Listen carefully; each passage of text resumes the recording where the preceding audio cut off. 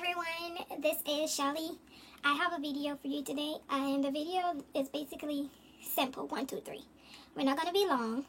I came here today to show you guys how the different type of ways I do tie my hair with my head wraps. I've been having a lot of questions of how to tie a head wrap, and I want to help you guys in showing you the ways I tie my head wraps, and you guys can follow it and you can tweak it. You can do it how best you like it to your desired style, but I'll just show you the basics.